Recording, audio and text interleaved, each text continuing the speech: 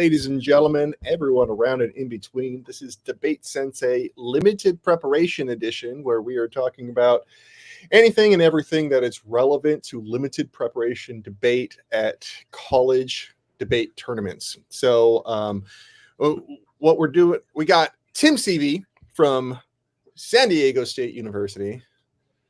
And who are you?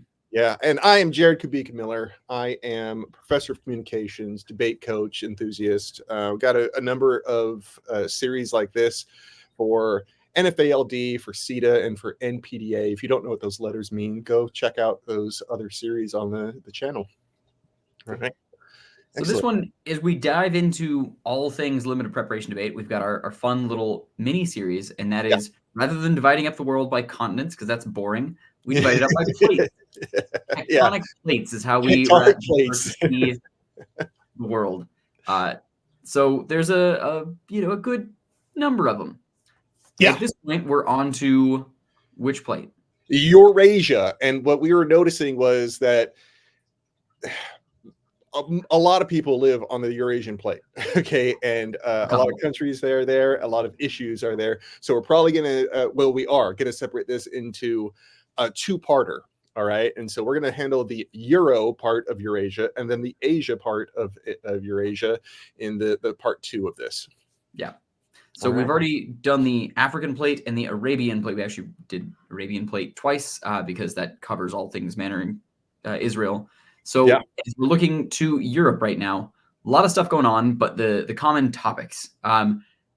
I see a whole lot of NATO-related subjects that come up because many NATO member states are on that Asian part or the European part of the Eurasia plate. As far as what's still kind of fresh in the news, Trump shot out some stuff about how at one point he told Russia to go ahead and do whatever in invading any country that was delinquent in its NATO membership. So I think various headlines skewed that a little bit to be like, oh, Trump wants to pull out of NATO or something like that. Wasn't quite what was said, but still really, pretty gnarly statement, and other NATO member states are real freaked out by that. Yeah. I don't know how many NATO member states are delinquent, like in not contributing as much. But if you look at NATO, obviously the U.S.'s defense budget is pretty significant, especially compared to every other state. Like Estonia probably doesn't spend nearly the same amount on their defense budget as the U.S. But that is a requirement of all NATO states to contribute to the general pot, so to speak. Yeah. So I guess it would behoove debaters to learn what those arguments are about why, the European nations aren't paying their fair share. And so, I didn't look into that one as much. I was looking into debates about enlarging NATO. I think that is, I think that's something that people really want to look into, like which countries would be most likely to join next. Why is that a good or bad thing? Especially like Ukraine as well. You know what I mean? Because the discussion about Ukraine joining NATO is what led to the Russian war. But whether or not it's good to happen. Oh man, imagine letting Ukraine join NATO right now. So that was some of the discussion at the very, very beginning of the conflict was like, Ukraine was like, hey, let us join right away. And they're like, well, that is literally the trigger to a world war. Because that would mean our one's already involved in a conflict. So that means that every NATO member now is involved in that conflict. So that would be really, really, really gnarly. So I don't think that there's been many if they were going to gain membership, they would have already. Is I think where a lot of that topic begins and ends. However, there's discussion of the moment that conflict ceases or something like that, or it's like a way to put a wedge in a ceasefire. Like if there's a point in the conflict that it pauses to grant the membership as a deterrent to things starting back up, or as soon as it seems like it's come to something of a conclusion to grant the membership. And Russia's made it very, very clear that that would be the absolute, they would never stop the war if it meant that they were likely going to become members. So Russia absolutely does not want Ukraine to be a NATO member. And part of that is the number of defensive, but still weapons that are all placed along NATO member state borders. So as soon as the conflict broke out in Ukraine, like all around like Belarus and a bunch of Belarus is a NATO member, but a bunch of like local borders, just NATO supplied a ton of like anti-aircraft stuff and like missile defense systems. Yeah, so any from spreading into the bordering country. Yeah, I'm wondering if like the increase. So like what? I mean, spending in NATO is important, right? Understanding what the arguments are that Trump is making or trying to make about European nations not paying their fair share. I mean, what would the plan be? You know what I mean? Like, what would is the debate to is like European nations should increase their spending because that runs it into an inherency problem where they've like percentage wise they've increased their payments into NATO since the Trump presidency, and he actually used that as like victory. Like he used that as, like I made them pay more. Yeah. Like how do you get that? Like where's the inherency? It seems like you're lacking that. Not you, obviously, but yeah. I think so. The argument is against delinquent membership, and so it could be something like the actor is NATO, kick out members that don't participate over within a certain period of time. Oh man, right? Not only, but I think like it you can make a fairly decent not a decent one. You can make a harms claim that countries not participating are getting this huge global benefit without aiding the group or something like that, and therefore they don't deserve the protection of larger states. I don't like that harm story. I don't think that I would make that if I were on that case, but like I could see there being a case made for it. All right, so the best version of it was something like a one direct, like it becomes like cause for infighting, right? Like if there's really no participation into or share from a country, a member state into NATO, then it is more likely that those treaties are not followed, right? That like another NATO member might not come to their aid, even though they're obligated to. Like things only hold together because we have contracts, because we make arrangements or agreements, because we have these treaties. That's why safety is in place. Yeah. And as soon as you break one part of the treaty, that opens the door for other parts of the treaty to be broken. And so it's like, all right, is that country really going to come to another country's aid if they're not contributing to the finance side of it or something like that? Yeah. So you could say that like it just fractures the entirety of the whole if any state is not participating and not following all of the treaty agreements. Okay, well, so Finland is just joined. Sweden is about to join. So Hungary finally lifted their issue with Sweden. Yeah. Next, who is in line maybe to be next to join NATO? Oh, Wikipedia even has its own thing on that about enlargement. Finland just happened, and what's Oh, I said Belarus before. I meant like Poland and Hungary. Those are the two that had like arms line up the border. Okay. Well, let's okay. There's other things in Europe we should be talking about as well. Sure. Like the EU is also really important because Hungary's talking about. I mean, they like do this saber rattling that they're gonna exit from the European Union as well, like Britain did. Yeah. And so like. Can they? Should they? Are debate questions that can happen. But now you have an example from Britain, and from my understanding, it did not go well for Brexit. Like Brexit made all these promises, and I haven't really seen any of them manifest. Yeah, travel obviously has become a whole lot more difficult, and like commerce became a challenge where it was like tariffs and trade and things between England and other states. Yeah. I haven't looked at like a currency perspective, so I don't know like how the pound is doing compared to the euro. Oh, you know what? I mixed it up. It's not Hungary. It's Turkey. Hungary is kind of screwing up with NATO. Turkey is kind of one of the people that are talking about parting ways. Yeah, and that's a okay. Well, so the pound is actually doing better than the euro right now. So a little bit of credence to at least from just a currency standpoint. I haven't read that it's like crumbling necessarily, but it has caused a whole lot of strife. But there's good argument to say that like the EU is really mostly drawn by a couple of economies, and that's kind of dragging the others along. And Germany, for the first year I saw it, had a kind of a slump. So it was the first time that Germany did not, really have the strong performance they normally do. So it was between the UK, France, and Germany that like the majority of the EU's economic growth came, and they're dragging along countries like Greece and Italy. There was a point in time that it was Spain. So there's some other countries that don't have the same output or the same might, and yet they're getting all these like trade benefits and things.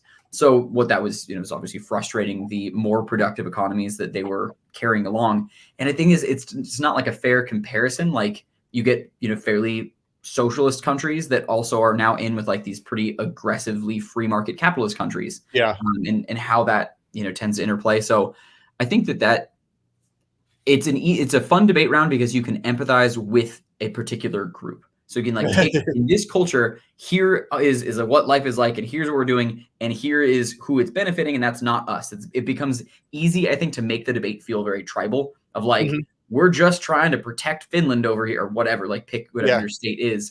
And then meanwhile, the EU is imposing things, all kinds of, or like picking the good guy. So right now, farmers, there's a whole lot of like all the protests and things of farmers around the EU protesting against their country, but also against the larger EU for having a ton of regulations. So these are good environmental regulations that on paper, everyone says like, yeah, we shouldn't use these kinds of fertilizers, we shouldn't use these kinds of pesticides. Like we should have these kind of like sound farming techniques to protect soil. That all makes sense. Then most people agree in a parliamentary round are good. And then you start looking at what those costs end up imposing, like what that looks like when it's, taxes and tariffs and things to an actual farmer. And there are two sides to that. It's not the case that like farmers are just trying to, burn a bunch of coal and like use the worst possible, techniques to wreck the environment. Like they're the ones that are actually in the environment where the policymakers are, many experts removed from it and just kind of doing their politicking. And so that's where a lot of these protests come, where like the ones in France, I guess they agreed to stop dumping manure along the Champs-Elysees, but they... parking tractors. But in other countries, like that's still very much I think it's Belgium. There's still a lot of protests and things going on. So I think a likely case to do with like how farming or how agriculture is regulated within the EU. I could see a resolution around that. Okay. There's a whole bunch, like Ukraine is actually on the candidate list to join the EU, which means it's already been granted status, and they're reforming their laws in order to align with EU rules. And so there's that's an interesting little factoid that I wasn't aware of. I probably should know that either. I didn't know they even wanted to, but yeah, I'm not sure when that happened, but and so like whether or not it's kind of hard for you to say that they actually met those criteria and just fast track them. I don't know. I mean, what that might do as far as the conflict is considered. But I think like just understanding a little bit about EU membership and the expanding role of EU membership, and like potentially in picking out certain European countries and say they should be in the EU, or even sayings like England should get back in. Could be kind of an interesting. That'd be amazing. What it would look like to rejoin. I mean the Scotland exiting the UK has been like a common like fun one, because like they had their was it the referendum vote that was right around the same time as Brexit, and that one did go the way that everyone expected, like, oh no, they're gonna stay in, and that's that's that. And then Brexit did not go the way everyone expected, and they're like, oh, okay, like that might act, so like shakeups really are possible and like at a global scale. But that's not to say like there weren't very loud, frustrated sides or people on either side of the debate of Scotland leaving the UK. I think it's probably easier to see like as it's a microcosm of when the UK leaves the EU. I don't know the intricacies of it, but I imagine there's probably quite a few similar like trade and travel benefits that are granted to Scottish folks to move about the UK, that if they were separate and that was an actual international border, now you have to have a visa or passport or something, that might be, more difficult, and also the exchange of goods and things. Mm-hmm. I don't even know what currency, if that would end up becoming an issue. Like, do they just stop using pound? Huh. Yeah, that is interesting. Like, hey, there you go. Scotland alone joins the EU. Scotland rejoins. Well, you know what? That's a great segue into. So this isn't necessarily a current event, but I thought of, like, what if you looked into the different independence movements for Europe? Here, let me try to get out of there. And so I found this map. It's hard to see. I tried to make it bigger, and it's like the Catalonians in Spain. Yeah. Oh, cool. Yeah. So here you have Catalonia, but there's all of the colored parts on the map are a type of independence movement. So Scotland is one of them. You can see the green at the top. And so that is one of the independence movements. And you could talk about that in that particular context, because it would be simultaneous. Ooh, Crimea. Okay, so that's fascinating, because you're not, in that case, it's not like, so Crimea is still under like Russian control, right? Yeah. But like Ukraine still sees that as like unjustly annexed land, as kind of like the prelude, like the predecessor to the current conflict. That can be really interesting, of like the Crimea votes for independence. I mean, you kind of have no solvency there. It's like, if Crimea, they want that already, and it's just that Russian control doesn't allow them to self-define. So I think this was back in 2017 or something, though. So I'm not sure if these were sort of like Russian separatist movements. Yeah, that's weird. I mean, some of them you hear of more than others, like Basque. So you see that in like the border of like France and Spain there. Like, I know that's like other peoples that don't really want to identify with either, but just, I mean, I think it's a lot easier, or I should say the opposite. It is a lot harder to trace where cultures end up landing. So Flanders is a good one. So Flemish territory, right? So talking about the Netherlands, a friend of mine just recently got back, and he's like, you do not call them Dutch. They do not, like, it is not acceptable that you don't talk about it. Like, this is like Dutch food. This is Dutch art. These are Dutch people. Like, no, we are Flemish. And they are like hardcore about that.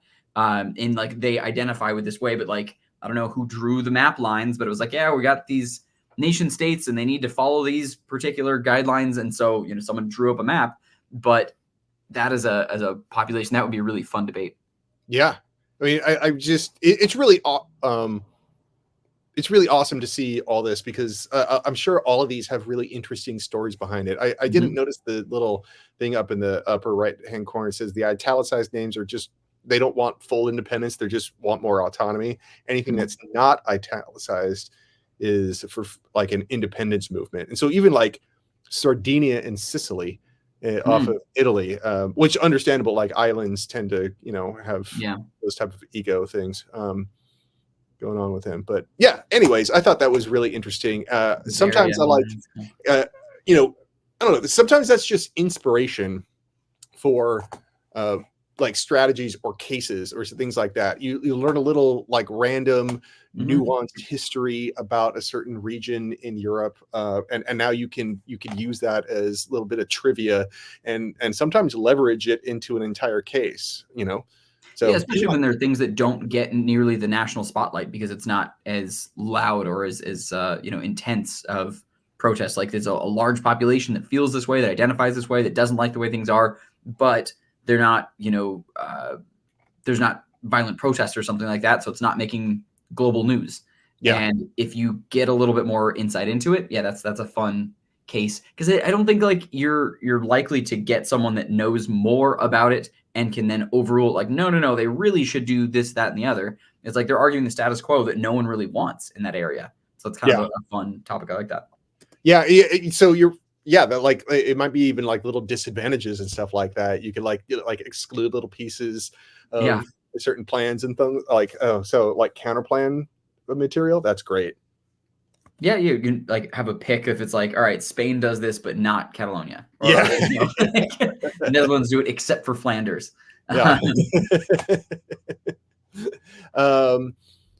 Okay, so another, I don't know. What I was doing, like, I'm like, okay, if I was going to prep or just kind of get familiar with potential topics in Europe, I just start looking up what patterns I see in the news for that region.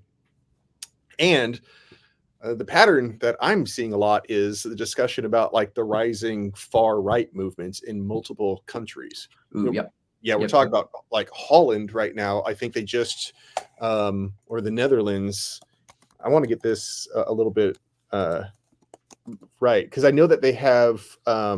They elected like was it They got a large percentage. The Party for Freedom, yeah. Since the it was an 2000s exempt party, that we yeah, yeah. and it's growing in popularity. So, man, and to the beginnings, yeah, and like this guy Gert Wilders, like Gert. I thought I'm surprised he's still going. But that's it's now the largest party in parliament. Yeah, and you've also got what is it, Italian rule, and that was like a huge flash, for a while of like the party's earliest, like that it really had not had much of any visibility at all because of their ties to World War II fascism, and now it's like they've risen back to pretty significant power. There was a third. I mean, England, you can also say like is definitely moved further right. Well, Spain and France too, like both of them. Like I'm looking at a Washington Post article from November 15th, and the picture on it is in Spanish with some dude with a bullhorn talking about what's best for their country. Gotcha. Yeah. So as far as topics there, well, what I would foresee, foresee like a topic might come out about like migration or immigration policies in Europe. Okay. Maybe about the EU or maybe about a specific country in Europe. And so knowing about how that's already fueling sort of the growing far right political movements in various countries, I think that's where it kind of really plays a role. Gotcha. Yeah. So that's I think it's a fascinating direction, if nothing else, just to understand. Like, I think the U.S. spends a lot of time. We talk a lot about our own immigration policies, and this works and this doesn't. This is good and this is bad. Yeah. But our political squabbles are not unique. Like many of those same discussions are had in a bunch of other countries, and it seems like when you've got a more homogenized policy, the way that the EU does, which is kind of what it seems like some folks in the U.S. strive for, of like, let's just simplify this and make migration easier. However you feel about it now, everyone agrees that it's a bad process. Like it doesn't work well. So let's have something more streamlined. But then you get, like, all right, who are we going to model that after? Or like, what is there any inspiration for that? Like, what might that look like? And then you get a bunch of countries in Europe that have, now it's not the whole country that has an issue with it, but some folks within those countries that have like real issues with migration and what that does to various economies and things. Yeah. One topic that I heard was about population expansion. So like in order for an economy to really be successful, you need to always be growing. And then you get places like Japan or China where like their population is stagnant or shrinking because people just aren't having as many children. The US also doesn't have like a population boom, like baby boomers when families are having like 3+ kids. Yeah. That's not growing as big. However, there's just a constant steady stream of migration into the US that's how we've always, like since the beginnings, been able to maintain kind of the right growth line for population growth. So I'd be interested in seeing just like what countries are seeing some of the lowest birth rates, how they feel about immigration, because that is really crazy stuff to economies around any country that's not getting a big enough population growth. I think we'd be remiss not to directly address probably the most likely debate that would be happening in any sort of Eurasia themed debate, and that would be the Ukraine-Russia conflict. We've talked about it, we've touched upon it. But it's like I think that you need to be prepared to directly talk about. It's like Europe needs to invest more in Ukraine, or even like conjecture about what direction it's going to go, right? Because you can have a purely fact-based debate about like what do we think the outcome is going to be. And I think, you know, that's one of the few fact rounds that I think is pretty legit, very timely and stuff like that. And so like getting to know the movements and the momentum is what I'm trying to say. Like, where is the momentum right now? And therefore coming up with arguments about who would be coming out on top and what that does to the larger landscape. Yeah. I think conversations about aid are other really timely ones. So what types of aid help? What types of aid are a waste, if any? So there's discussions, or like most recent, like this current aid package is, you know, coming at a time where before the EU passed it, it was like Ukraine was like, we are running out of money and running out of bullets. Like we don't have any of the base things we need in order for this to be like for us to hold off. And then the US had the first, you know, stumbling point when like Congress just wouldn't pass the thing through. I think because the House had the issue over the border. And so it was EU states that like came to the rescue, and they had, you know, their piles of like many billions of dollars in aid that was in finance. I don't know, however, about weapons. So talking about like what types of weapons constitute, you know, support, what is needed versus what is excess. I think anytime that there's a proxy war, and like this is definitely one of them. Like anytime there's a proxy war throughout history, those weapons end up being criticized later as like, yeah, that was probably like armed such and such a group too much, right? Like look at like Afghanistan in the 80s. Of like the U.S. sent all kinds of, you know, weaponry that then ended up being used in the war with Afghanistan later, in, you know, the early 2000s. Not that like any one of these states is going to go to the war with Ukraine necessarily, but the topic of like just how much to arm someone that's not an ally. So defensive versus offensive. So Boeing recently got a contract to supply them with missiles. I actually did not even know that Boeing made missiles, but learn something every day. So Boeing provided them with these like 100+ mile range missiles that basically allows Ukraine to reach inside of Russian lines, like behind the front lines and like into Russian territory. That seems like that would categorize as an offensive weapon.